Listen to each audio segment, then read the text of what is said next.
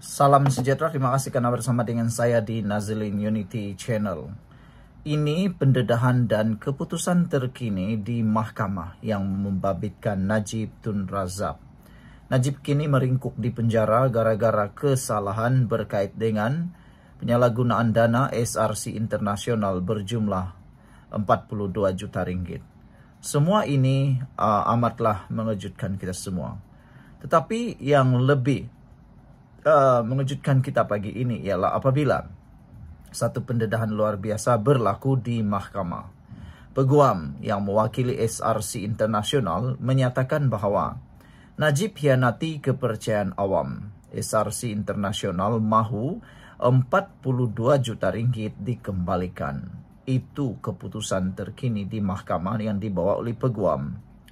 Mahkamah Tinggi di sini hari ini diberitahu bekas Perdana Menteri Datuk Seri Najib Razak mengkhianati kepercayaan awam dengan menyalahgunakan RM42 juta ringgit milik SRC Internasional Sdn Bhd yang sepatutnya digunakan untuk menjamin masa depan, tenaga dan manfaat persaraan perkhidmatan awam di negara ini.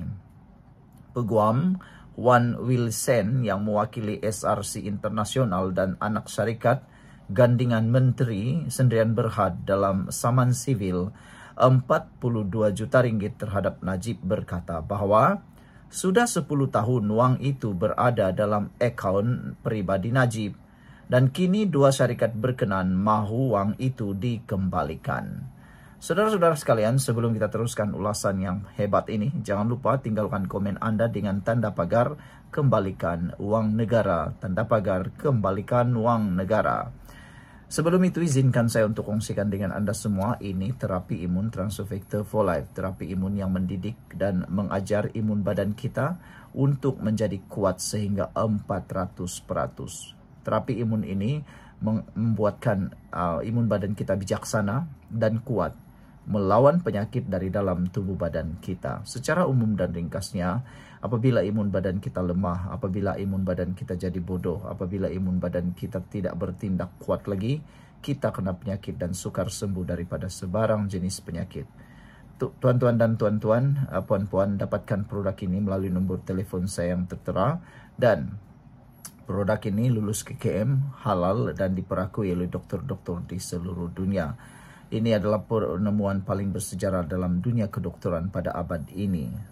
Saudara,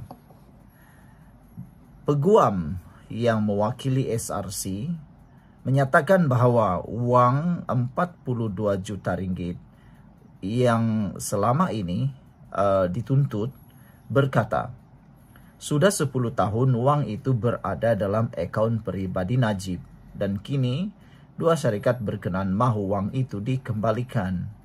Beliau juga berkata demikian ketika menyampaikan kenyataan pembukaan pada hari pertama perbicaraan kes saman sivil yang difailkan oleh SRC Internasional dan Gandingan Menteri pada Mei 2022 terhadap Najib yang merupakan satu-satunya defendant.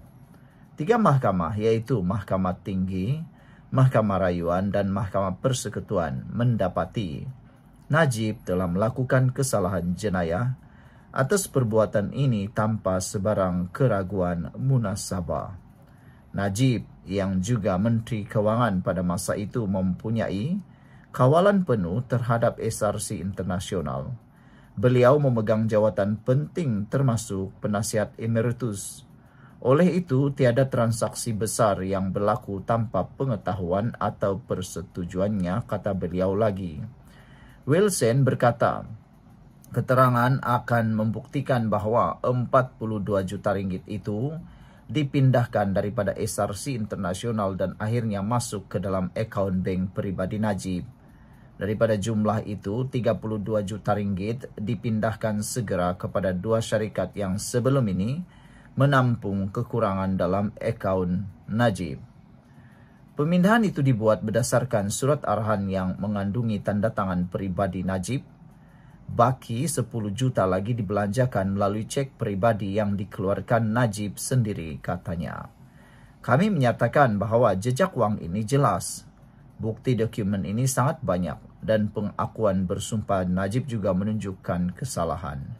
Kami akan membuktikan kes ini di bawah 3 asas tindakan yang saling melengkapi, yaitu penerimaan dengan pengetahuan, bantuan tidak jujur, dan salah laku dalam penjawatan awam.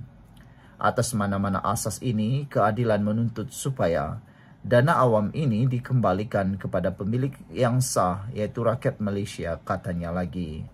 Mahkamah hari ini mendengar keterangan saksi pertama bekas Ketua Pegawai Eksekutif Yayasan Rakyat Malaysia tu Malaysia, Ung Suling, 57 tahun, yang pelantikannya diluluskan Najib. Perbicaraan di hadapan Hakim Datuk Raja Ahmad Mohzanuddin Shah Raja Mohzan akan bersambung pada 6 November ini. Saman yang difailkan pada Mei 2022 itu mendakwa Najib telah melakukan pecah amanah, menerima dana dengan pengetahuan, total salah laku dan salah guna kuasa berhubung, penyelewengan dana SRC internasional. Sekian dulu untuk kali ini. Jangan lupa tinggalkan komen anda, tekan butang subscribe, dan saudara-saudara sekalian, pada 7 Julai yang lepas pula, Peguam SRC Internasional menegaskan Najib bertanggung jawab atas kerugian 1.18 bilion. Manakala pada Julai 2025, 8 Julai 2025, Najib tak terpengaruh keputusan dan operasi SRC Internasional, kata Peguam. Dan pada 24 Mac 2025, Tita Addendum Mahkamah tolak bantahan awal Najib terhadap permohonan Peguam Najib, Peguam Negara. Dan pada Mei 4, 2025, keputusan gugur 3 pertuduhan kes SRC Najib diketahui Selasa ini. Saudara-saudara sekalian, yang mengejutkan kita semua ialah, adakah Najib akan terlepas? Kita jumpa lagi. Bye-bye. Salam sejahtera, terima kasih kerana bersama dengan saya di Nazilin Unity Channel. Ini adalah pendedahan terkini berkait dengan kes kematian Zara Khairina.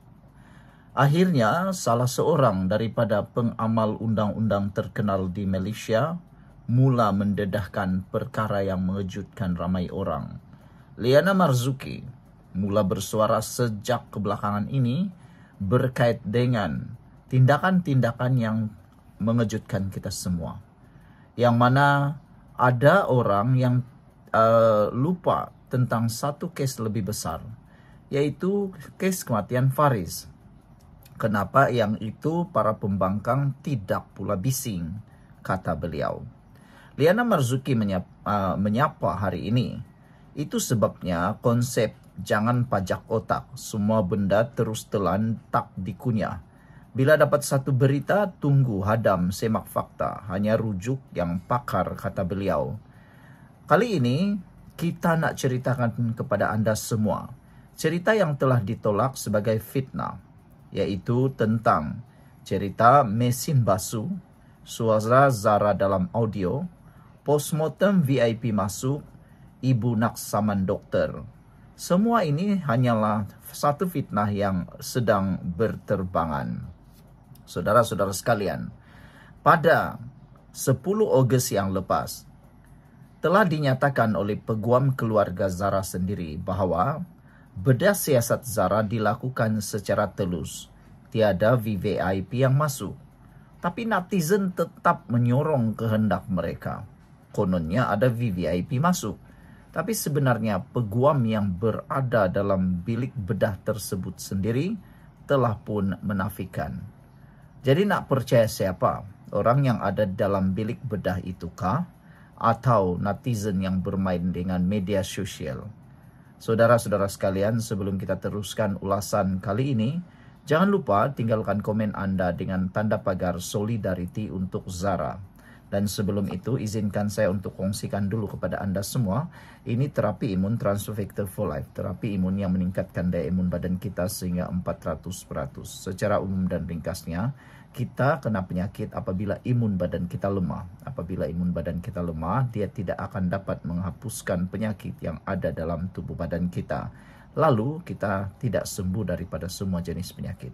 Tetapi dengan adanya terapi imun ini, yang mendidik, mengajar, dan menguatkan imun badan kita, secara tidak langsung imun badan kita akan bertindak menghapuskan semua jenis penyakit yang ada dalam tubuh badan kita apabila imun badan itu jadi bijaksana dan kuat. Cepat dapatkan produk yang hebat ini melalui nomor telepon saya yang tertera, dan produk ini lulus KKM, diperakui oleh dokter-dokter di seluruh dunia dan juga halal. Saudara, mungkin ini adalah jawaban kepada penyakit kesehatan Anda yang selama ini Anda tanggung. Saudara-saudara sekalian, Peguam Keluarga Allahyarham Zahra Khairina nama hadir, Sazlan Jufri telah menegaskan bahawa tiada individu kenamaan VVIP memasuki bilik bedah siasat semasa proses pemeriksaan dijalankan, sekaligus menolak dakwaan liar yang kini tular di media sosial. Lebih memualkan sekarang ini ialah sudah ramai ahli politik mula teruja untuk masuk menunggang isu ini. Saudara-saudara sekalian, pada satu lagi hantaran di harian Metro, itu bukan suara Zahra Khairina, jangan sebar fitnah, kata peguam.